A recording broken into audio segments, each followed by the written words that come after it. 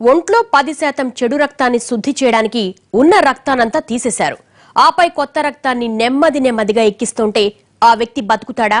ఒకవేళ బతికినా ముందున్నంత ఆరోగ్యంగా కోలుకుంటాడా? ఒకవేళ కోలుకున్న ఆ వ్యక్తికి మరో ప్రమాదం జరిగితే బతుకుతాడా? కష్టం అనిపిస్తోంది కదా.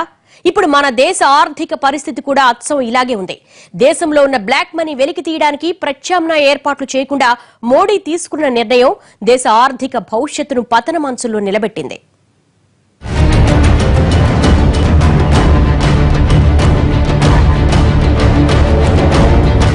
పెద్ద నోట్ల రద్దుతో దేశ ఆర్థిక వ్యవస్థే మందగించిందన్న రాష్ట్రపతి వ్యాఖ్యలే కాదు, ప్రత్యామ్నాయ ఏర్పాట్లు చేయకుండా ఇంత పెద్ద నిర్ణయాన్ని హఠాత్తుగా అమలు చేయడంతో దేశ ఆర్థిక వ్యవస్థకు ఒక్కసారిగా హార్ట్అటాక్ వచ్చినట్లయిందని చాలా మంది ఆర్థికవేత్తలు హెచ్చరించారు.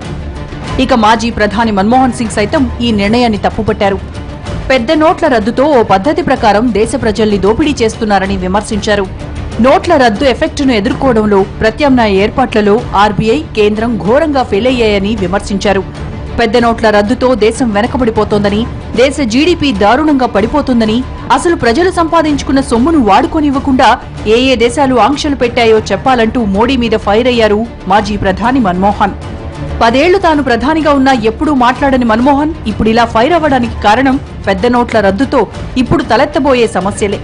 పెద్ద నోట్ల రద్దు తర్వాత డిసెంబర్ 31 వరకు ఒక ఎత్తు, ఇక్కడి నుంచి ఒక ఎత్తు. ఎందుకంటే ఇన్నాళ్లు డబ్బుల కోసం బ్యాంకుల ముందు క్యూలు కనిపించేవి. ఇకపై అవి కనిపించకపోవచ్చు, కానీ ఆర్థిక వ్యవస్థకు తగిలిన దెబ్బ మాత్రం ఇంకా పచ్చిగానే ఉంది. దేశ ఆర్థిక వ్యవస్థలో చలామణిలో ఉన్న 15 లక్షల కోట్ల రూపాయల నోట్లను రద్దు చేసిన కేంద్రం అంతే మొత్తం విలువలో కొత్త నోట్లను మార్కెట్లోకి చలామణిలోకి తీసుకురాలేకపోయింది. దీంతో ఇంకా కరెన్సీ కొరత కొనసాగుతూనే ఉంది. ఆర్బీఐ గవర్నర్ సహా మిగిలిన పెద్ద ఆర్థికవేత్తలు ఆఖరికి విత్తమంత్రుల వారి అంచనాల మేరకే కరెన్సీ కష్టాలు తీరడానికి మరో 6 నెలలు పడుతుంది.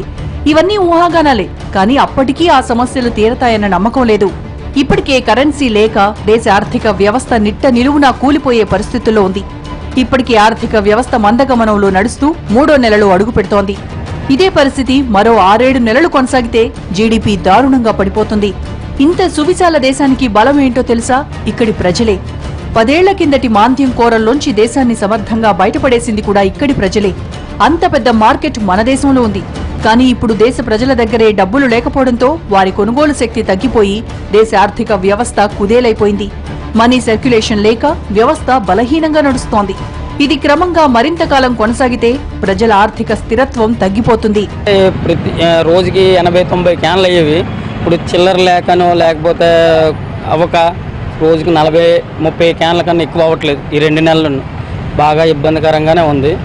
అది ఎందుకంటే ఉన్నదంటే 2000 నోటు ఇస్తున్నారు, లేదంటే వద్దంటున్నారు. అది అరువిస్తే 2-3 నెలల వరకు బిల్లు రాదు.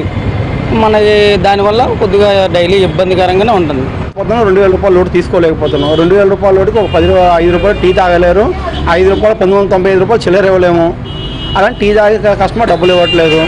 ఇంకొక విషయం ఏంటంటే వ్యాపారాలు కూడా ఆ చేంజ్ ప్రాబ్లం వల్ల చాలా మంది డిసప్పాయింట్ అయిపోతున్నారు కూడా. ఏటీఎం అంటే మరి లేవు కదా సార్. ఇప్పుడు ప్రస్తుతం చల్లగా అన్నీ కావాలి, మొబైల్ అన్నీ కొనుక్కొని పెట్టాలి. పేటీఎం పెడితే అది ఆ ఇబ్బంది కూడా కొద్దిగా కష్టమే. అందరూ ఎవరు కదా పేటీఎం, కొంతమంది వస్తారు, కొంతమంది వేస్తారు. మా బండి రోజుకి 6,000-7,000 అలాంటిది ఇప్పుడు 2 రోజులకు వస్తుంది. ఫస్ట్ వ్యాపారం బాగుంటుందండి, తర్వాత డల్ అయిపోయింది బాగా. ఎప్పుడు డల్ అయింది? ఇప్పుడు నోట్లు రద్దు చేసిన దగ్గర నుంచి కొద్దిగా బాగా డల్ అయింది వ్యాపారం. ముందు 3,000-4,000 అమ్ముకుంటానండి, ఇప్పుడు 1,500 అలాగే అమ్ముతుంది. 2,000. ఇప్పటికే ప్రజలు పెద్ద ఎత్తున ఖర్చులు తగ్గించుకున్నారు, కొనుగోళ్లు తగ్గించేశారు. అనవసరమైన ఖర్చులే కాదు, అవసరమైన ఖర్చుల్లో కూడా కోత పెట్టుకుంటున్నారు. సినిమాలు, షికార్లు, రెస్టారెంట్లు, ఎంటర్టైన్మెంట్లు, కొత్త గ్యాడ్జెట్ల కొనుగోళ్లు, అనవసరమైన వస్తువుల కొనుగోళ్లు తగ్గించేశారు.